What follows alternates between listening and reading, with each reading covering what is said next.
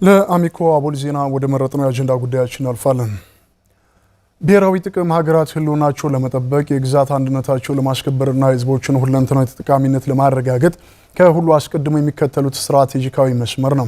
ኢትዮጵያ ብሔራዊ ጥቅሞቿን በተሟላ ሁኔታ ለማስከበርም ዘርፈ ብዙ እንቅስቃሴዎችንም እያደረገች ትገኛለች። የሀገርን ብሔራዊ ጥቅም በማረጋገጥ ሂደትም ዜጎች ልዩነቶችን ወደ ጎንም በመተው ጠንካራ አንድነት ላይ መቆም የፍላጎት ብቻ ሳይሆን ሀገራዊ ግዴታ እንደሆነ ምሁራንም ይገልጻሉ። ለዚህ ጉዳይ ላይ ተጨማሪ መረጃ ካሶመንጌ ይዟል። አብረን እንከታተል። ብሔራዊ ጥቅም የአንድን ሀገር ህልውና ለመጠበቅ የግዛት አንድነትን ለማስከበርና የህዝብን ደህንነት ለመጠበቅና ሁለንተናዊ እድገትን ለማረጋገጥ የሚቀረጽ ስትራቴጂካዊ መስመር ነው። የሀገር ሉዓላዊነትና አንድነትን ዋና ጉዳይ የሚያደርገው ብሔራዊ ጥቅም ከውስጥም ሆነ ከውጭ የሚሰነዘሩ ጣልቃ ገብነቶችን ለመመከት በምጣኔ ሀብት ተወዳዳሪ ለመሆንና ከሌላው ሀገር ጋር ግንኙነት ለመፍጠርና ለማጠናከር ትልቅ አቅም አለው። ኢትዮጵያም በጽኑ መሰረት ላይ ትቆም ዘንድ በዲፕሎማሲያዊ ዓለም ተቀባይነት ያላትና የምትፈለግ በጎ ተጽዕኖ ያላት ሀገር ለማድረግ ብሔራዊ ጥቅም ላይ የማይደራደሩ ዜጎች መኖር በእጅጉ የተገባ ነው። ኢትዮጵያውያን በታሪካቸው የውጭ ወራሪዎችና ከውስጥም ፈተናዎች ሲገጥሟቸው የፖለቲካ ልዩነቶቻቸውን ወደ ጎን በመተው በብሔራዊ ጥቅምና በሀገር ህልውና ላይ የማይደራደሩባቸው ቀይ መስመሮች አድርገው ኑረዋል። ለአብነትም የአድዋ ድል፣ የፋሽስት ጣሊያን ወረራ ድልና በታላቁ አባይ ግድብ ላይ የተገኙ ድሎችና ስኬቶች ለብሔራዊ ጥቅም በጋራ መቆምን የሚያስተምሩ የታሪክ አጋጣሚዎች ናቸው። በአንድ ሀገር የሚኖሩ ዜጎች ታዲያ በአንድነት ለቆሙለት ሁሉን ሊያስተሳስር ስለሚገባው ብሔራዊ ጥቅም የጋራ መግባባት ላይ ካልደረሱ እንዴት እንደ ሀገር መቀጠል ይቻላል ሲሉ ብዙዎች ይጠይቃሉ። ለመከላከያ ሰራዊት ወይ ለውጭ ግንኙነት ወይ ለውጭ ጉዳይ ሚኒስቴር ወይ ለተወሰነ አካል ወይ ለመንግስት ብቻ ምን ተው አይደለም። በዛ ብቻ ብሔራዊ ጥቅማችን ሊከበር አይችልም። እያንዳንዱ ዜጋ ሚና አለው። ከ130 ሚሊዮን በላይ ህዝብና በርካታ የተፈጥሮ ሀብት ባለቤት የሆነችው ኢትዮጵያ በተሟላ መልኩ ብሔራዊ ጥቅሞቿን ማስከበር ሳትችል በበዛ ተጽዕኖ ውስጥ ሆና አያሌ ዘመናት ነጎዱ። በዚህ ጉዳይ የተዛባ አመለካከት ያላቸው ከአብራኩ የወጡ ወገኖች የሀገርን ብሔራዊ ጥቅም ከመንግስትና ከፖለቲካ ፓርቲ ጥቅም መለየት ተስኗቸው ከባዕዳን ጋር ተሰልፈው በገዛ ሀገራቸው ላይ ጦር ሲሰብቁ ከትናንት እስከ ዛሬ ዘለቁ። ታዲያ የዘመን አብቅቶ ኢትዮጵያውያን የሀገር ሉዓላዊነትን በሰላማዊ መንገድ በማስጠበቅ የተፈጥሮ ሀብታቸውን በመጠቀም የመልማት ፍላጎታቸው ሳይሸራረፍ እንዲከበር የሚያደርገው የብሔራዊ ጥቅም ጉዳይ ካላሳሰባቸው ምን ሊያሳስባቸው ይችላል? በብዙ ጉዳዮች ልንለያይ እንችላለን። በሀገራዊ ጉዳይ ላይ ግን ምንም አይነት መለያየት ሊኖር አይገባም። ምንድናቸው ጥቅሞቻችን? ብሔራዊ ጥቅሞቻችን በደንብ ለይተን ማወቅ አለብን። ኢትዮጵያ ከሌለች እኛ የለንም። የኛ መኖር ደግሞ የኢትዮጵያ ዋስትና ነው። እኛም አገር መጠበቅ ግዴታችን። ከ3 አስርተ ዓመታት በፊት በምስራቅ አፍሪካ የራሷ የሆነ ግዙፍ የባህር በር የነበራት ኢትዮጵያ የባህር በሯን በግፍ ተነጥቃ ዙሪያ ገባዋ መታጠሩ ትክክል አይደለም፣ መልክዓ ምድራዊ እስረኝነት ይብቃ ብላ የጠየቀችውን ፍትሐዊ ጥያቄ ለማፈን ብዙ ተሞክሯል። ምንም እንኳ ጥያቄው ተገቢና ተቀባይነት ያለው መሆኑን ታላላቅ የዓለም ሀገራት የመሰከሩለት ሀቅ ቢሆንም ለዚህ የጋራ ግብም ሁሉም ዜጋ መረዳትና ጠንካራ አቋም መያዝ የፍላጎት ጉዳይ ሳይሆን ሀገራዊ ግዴታም ጭምር እንጂ። ምንም እንኳ ዜጎች የማይግባቡባቸው በርካታ ጉዳዮች ቢኖሩም በብሔራዊ ጥቅም ጉዳይ ግን መለያየት እንደማይገባ ምሁራን ያነሳሉ። ብሔራዊ ጥቅም መከላከል፣ ለብሔራዊ ጥቅም ጥብቅና ዘብ መቆም ለአንድ ፓርቲ መቆም ማለት አይደለም። ለአንድ መንግስት በአንድ ዘመን ላለ መንግስት መቆም ማለት አይደለም። መንግስታት ይመጣሉ ይሄዳሉ። ብሔራዊ ጥቅም ለኔሽን ነው፣ ለሀገር ነው የሚቆመው። ሀገር ዘላቂ ናት። አባይን በጉባ ሰማይ ስር በብዙ ጫና በመገደብ እውን ማድረግ የቻለችው ኢትዮጵያ ብሔራዊ ጥቅሟን በተባበረ ክንድና በጋራ ማረጋገጥ እንደሚገባ የተደመረ ድምፅ አጀንዳውን ወደማይቀለበስበት ደረጃ አድርሶታል።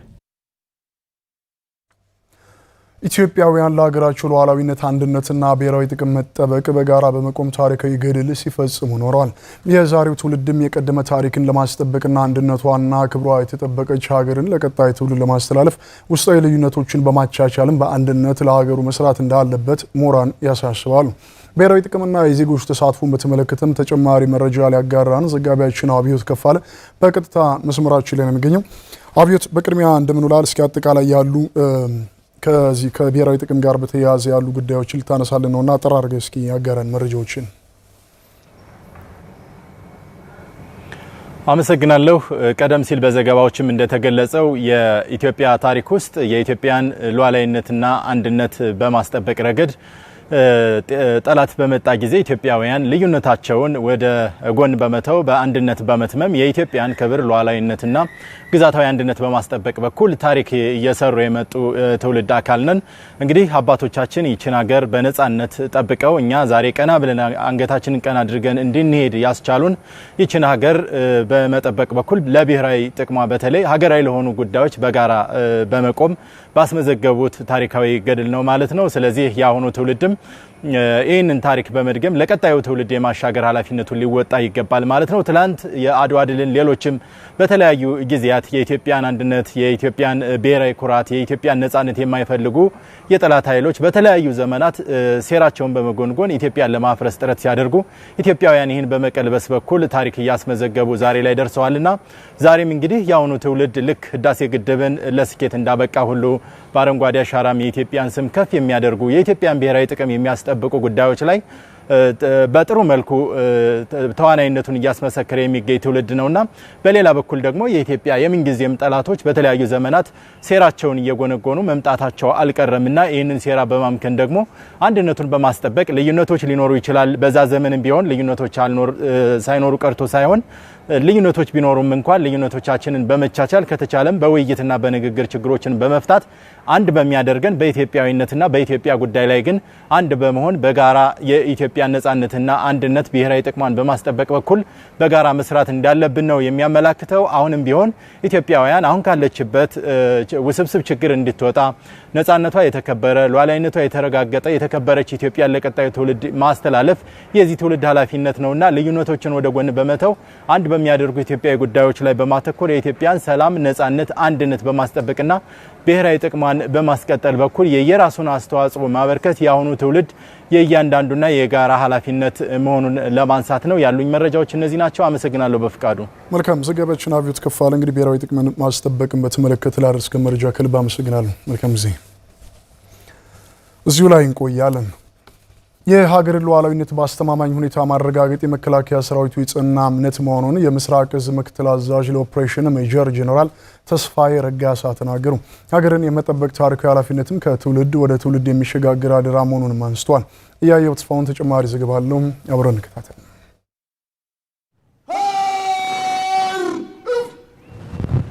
የሀገር ደህንነትን ማስከበር የዜጎችን ሰላም ነጻነትና ሉዓላዊነትን ከማረጋገጥ ባለፈም የነገ ትውልድ ዕጣ ፈንታ የሚወሰንበት አንኳር ጉዳይ ነው። የሀገር ሉዓላዊነት እንዲጸና የአያት ቅድመ አያትን አደራ በብቃት መወጣት ደግሞ የህዝብና የሰራዊት ቃል ኪዳን ነው። ሀገርን የመጠበቅ ታሪካዊ ኃላፊነት ከትውልድ ወደ ትውልድ የሚሸጋገር አደራ መሆኑን በሀገር መከላከያ ሰራዊት የምስራቅ እዝ ምክትል አዛዥ ለኦፕሬሽናል ሜጀር ጄኔራል ተስፋዬ ረጋሳ ገልጸዋል። ሀገር ማለት መገለጫው ብዙ ሊሆን ይችላል። ለኛ ለኢትዮጵያኖች ደግሞ ሀገራችን ብለን ስንል ብዙ ነገራችን ነው። ካለፉት አባቶቻችን ተምረን እዚህ ያደረስነው እየታገልን ያለነው ቁም ነገርን ነው። ሀገር መጠበቅን ነው፣ ማስቀጠልን ነው። ቀደምት የታሪክ ባለቤት የሆነችን ሀገር ይዘና ያለነው ታሪክ እየሰራን መተናል። እኛም የተቀበልነው ከአያት አባቶቻችን ነው። ለልጆቻችን እሱን ነው የምናስተላልፍ። ሀገራችን ኢትዮጵያ ሁሉ ነገራችን ናት። ደህንነቷን ለማረጋገጥ የመከላከያ ሰራዊት አቋም የጸና ነው ሲሉ ምክትል አዛዡ ጠንካራ መልእክታቸውን አስተላልፈዋል። የሀገር ሰላም የሚያናጋን የውጭም ሆነ የውስጥ ጠላት ለመከላከል ሰራዊቱ ሁልጊዜም በተጠንቀቅ መሆኑን አጽንኦት ሰጥተዋል። ሰራዊታችን እየሰራን ያለነው ህዝባችንን ከስቆቃና ከእንግልት የምድንበትን ሁኔታ እየሰራ ነው ያለው። ይሄ በሀገር ውስጥ ህዝባችንን እያስጨነቁ ካሉት አንዳንድ የጸረ ሰላም ኃይሎች ጋር የሚደረግ ሁኔታ ነው። ከዚህ አልፎ በሉዓላዊነታችን ላይና ብሔራዊ ጥቅማችን ለማስከበር በየትኛውም በኩል ሰራዊቱ ዝግጁ ነው። የኢትዮጵያ ወጣቶች የሀገራቸውን ሉዓላዊነትና ብሔራዊ ጥቅም የማስቀጠል የታሪክ ባላደራዎች ናቸውና ከየትኛውም አላስፈላጊ ውዥንብር እንዲሁም ሀገርን ከሚጎዳ አካሄድ ሊጠበቁ እንደሚገባ አሳስበዋል። ሜጀር ጄኔራል ተስፋዬ ረጋሳም ለአሁኑ ወጣት ምን የማስተላልፈው ብኖር ምንድነው ለሚጠቅመን ለትውልድ ነገ ቀጣይ ለሚሆን ለዚች ሀገር ክብርና ዝና ሊያስቀጥል የሚችል ስራ ላይ ቢሳተፉ። አንዳንድ የሚያደነጋግሩ ብዙ ነገሮች አሉ። ሁልጊዜ ስለ ጦርነት የሚያውጁ ለኛ በጎ የማያስቡ ሀገራትም ተቋማትም ይኖራሉ አሉም። የኛ ወጣት ይሄንን መጠንቀቅ መቻል አለበት። በጣም ንቁ ነው ወጣቱ። ግን መታለል የለበትም። የሀገርን ሉዓላዊነትና ብሔራዊ ጥቅም ለማረጋገጥ የሚሰራውን ቁርጠኝነት የተሞላበት ጀግንነት መረዳትና ድርሻን መወጣት ከዜጋው እንደሚጠበቅም ተመላክቷል። የውስጥ ሰላምና አንድነትን ማረጋገጥ ብሔራዊ ጥቅምን ለማስከበር ፋይዳው ከፍተኛ መሆኑን በደብረ ብርሃን ዩኒቨርሲቲ የፖለቲካል ፍልስፍና መምህር ሀሳቡ ተስፋ ተናገሩ። የትኛውም የሀሳብ ልዩነትና የቡድን ፍላጎቶች ቢኖሩ ከሀገር ብሔራዊ ጥቅምና ሉዓላዊነት በታች ስለመሆናቸው መምህሩ አስገንዝበዋል። ዘላለም አስፋው መምህር ሀሳቡ ተስፋ በደብረ ብርሃን ዩኒቨርሲቲ የፖለቲካል ፍልስፍና መምህር፣ ስለ ጊዜዎትና ስለሚያጋሩ ሀሳብ እጅግ አድርጌ አመሰግኖታለሁ። በቅድሚያ እኔም አመሰግናለሁ ዘላለም። ወደ ጥያቄዎች ልለፍና ብሔራዊ ጥቅም ምንድነው የሚለውን የጥያቄያችን እንደመነሻ እናድርገው። ብሔራዊ ጥቅም እንግዲህ የአንዲት ሀገር የጋራ ራዕይ ቋሚ ጥቅሟ ማለታችን ነው። ይሄ ማለት የህዝቦች አግሪጌት የሆነው ጥቅል አማካይ የሆነው ፍላጎቶች ማለታችን ነው። ብሔራዊ ጥቅም ስንል አንዲት ሀገር በረጅም ጊዜ፣ በአጭር ጊዜ፣ በመካከለኛ ጊዜ ልታሳካቸው የምትፈልጋቸው ብሔራዊ ራዕዮችና ግቦች የብሔራዊ ጥቅም ብለን ልንገልጻቸው እንችላለን። ብሔራዊ ጥቅምን ለማረጋገጥ በቅድሚያ ወይም በዋናነት መፈታት ያለባቸው ጉዳዮች ምንድናቸው የሚለውን እናስከትል። የህዝብ አንድነት ከሌለ ብሔራዊ በጋራ ጉዳይ የሚባል ነገር የለም። ያለ ጋራ ትልምና ያለ ጋራ ጥረት የሚሳካ የብሔራዊ ጥቅም የሚባል ጉዳይ የለም። ስለዚህ ውስጣዊ አንድነት ዋናው መሰረታዊ ጉዳይ ነው ብሔራዊ ጥቅምን ለማሳካት። ስለዚህ የውስጥ መከፋፈልን ማስወገድ ያስፈልጋል። ከኢኮኖሚ ጥገኝነትን መላቀቅ ወይም በኢኮኖሚያዊ አቅምን መገንባት፣ ከውጭ ጥገኝነት ጫና ነፃ የሆነ የውጭ ጉዳይ ፖሊሲ ለማካሄድ እና በዛው ብሔራዊ ጥቅምን ለማስከበር ወሳኝና ቁልፍ መሰረታዊ ጉዳዮች ናቸው ማለት ነው። ሌላኛው የውጭ ጣልቃ ገብነትን ማከላከል የብሔራዊ ጥቅማችን ለማስከበር ከምንሰራቸው ውስጣዊ ጉዳዮች አንዱ ነው። ውስጣዊ መከፋፈል ለውጭ ጣልቃ ገብነት በር ይከፍታል። ስለዚህ የውስጥ አንድነትን ማጠናከር ያስፈልጋል። የተለያዩ ኃይሎች አሉ፣ የተለያየ አመለካከት ያላቸው ፖለቲካ ፓርቲዎች ሊሆኑ ይችላሉ፣ ሌሎችም ኃይሎች በኢትዮጵያ ላይ ይንቀሳቀሳሉና በተለይ በሀገር ጉዳይ በብሔራዊ ጥቅም ጉዳይ ምን አይነት አቋም ሊይዙና ሊያራምዱ ይገባቸዋል ይላሉ? በተለያዩ ጉዳዮች ላይ ልዩነቶች ሊኖሩ ይችላል። ከዚያ በመለስ ብሔራዊ ጥቅም በመለስ ለምሳሌ ቅድም ያልኩ አንድነት፣ ሀገራዊ አንድነትና ህልውና ቀዳሚ ብሔራዊ ጥቅም ነው። በዚህ ጉዳይ ላይ የተለያዩ ፍላጎቶች፣ ልዩነቶች፣ ውስጣዊ ልዩነቶች ቢኖሩ እንኳ ከዚህ በመለስ ባለው ሜዳ ነው እንጂ መጫወት ያለባቸው ይሄንን አደጋ ላይ በሚጥል ህልውናን አደጋ ላይ በሚጥል መስመር መሰለፍ የለባቸውም። ስለዚህ የውስጥ ኃይሎች፣ የስልጣን ፉክክሮች ሊኖሩ ይችላሉ፣ የሚጠበቅ ነው በየትኛውም። ነገር ግን ገዢው መርህ መሆን ያለበት የሀገሪቱን ብሔራዊ ጥቅም ባስጠበቀ መልኩ ከዛ በመለስ በዛ ጥላ ስር በሀገሪቱ ጥላ ስር ነው ይሄ ይገባኛል ይሄ አይገባህም ልንባባል የምንችለው ማለት ነው፣ ሀገር ቀድማ ስትኖር ማለት ነው። ከዛ ውጪ ከኢትዮጵያ ውስጥ ካለው ይሄ ይገባኛል ይሄ አይገባኝም የሚል ነገር ልንል አንችልም። ኢትዮጵያ የሚባለው ሀገር ከሌለ ህልውናውና ደህንነቱ ካልተጠበቀ ስለ ቡድናዊ ፍላጎትም ሆነ ስለ ሌሎች ግላዊ ፍላጎቶች ልናወራ አንችልም። ብሔራዊ ጥቅም ከውጭ ጣልቃ ገብነት ከውጭ ጫና ለመጠበቅ ውስጣዊ አንድነትና ሰላምን ማረጋገጥ ምን ያህል አቅም ይፈጥራሉ? ብሔራዊ ጥቅምን ለማስከበር የውጭ ጣልቃ ገብነት በራሱ በተለይም በእጅ አዙር ሲሆን ሜዳ ይፈልጋል፣ ክፍተት ይፈልጋል። ያ ክፍተት ሆኖ የሚያገለግለው የውስጥ ልዩነቶች ናቸው። ለምሳሌ አሁን በእኛ ሀገር የተለያዩ ፍትጊያዎች እየተካሄዱ አሁን ባለበት እነዚህ ፍትጊያዎች ለውጭ ኃይሎች ቀጥተኛ መጠቀሚያ የመሆን እድላቸው ሰፊ ነው፣ እየሆኑም ነው። ልዩነት ሁሌም ሊኖር ይችላል። በተለያዩ ጉዳዮች ላይ ፍላጎቶች እስካሉ ድረስ ልዩነቶች ይኖራሉ። እነዚያን ለማስተናገድ እነዚህ ፍላጎቶች የሚስተናገዱበት መንገድ ግን በአንድነት መሆን አለበት። ለውጭ ጣልቃ ገብነት አፍራሽ ለሆነ የውጭ ጣልቃ ገብነት ክፍተት ሊፈጥር በማይችል መንገድ በራስ አቅም መፈታት አለባቸው የውስጥ ልዩነቶች ማለት ነው። ዞሮ ዞሮ የውጭ ኃይል ወደ ሀገር ውስጥ ልዩነቶቻችንን ተመልክቶ ጣልቃ ሲገባ የኛን ውስጣዊ ፍላጎት ለማሟላት አይደለም። ይህ መታወቅ አለበት። የራሱን ዓላማ ለማስፈጸም እንደሚመጣ ማወቅ አለበት።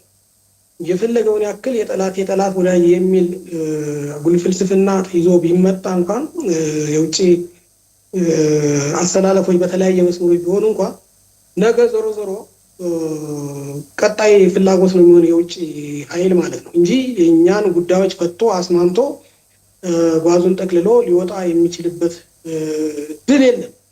በዘላቂነት ፍላጎቱን ሀገራችን ውስጥ እያሳካ ከኛ ፍላጎት በተጻራሪ የሆኑትን በተለይ ቅርቃር ውስጥ ከቶል ሊሄድ የሚችል ነው የሚሆነው። በዚህ የተለየ ዓላማ አይኖረውም ማለት ነው።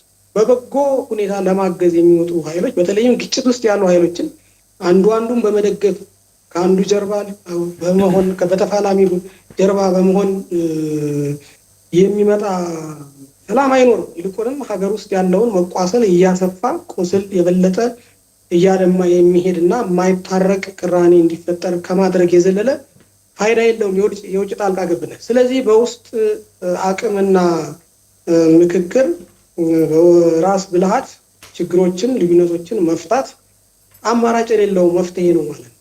ከዛ ውጪ ሌላ ከየትም ሀገር መፍትሄ ሊመጣልን አይችልም።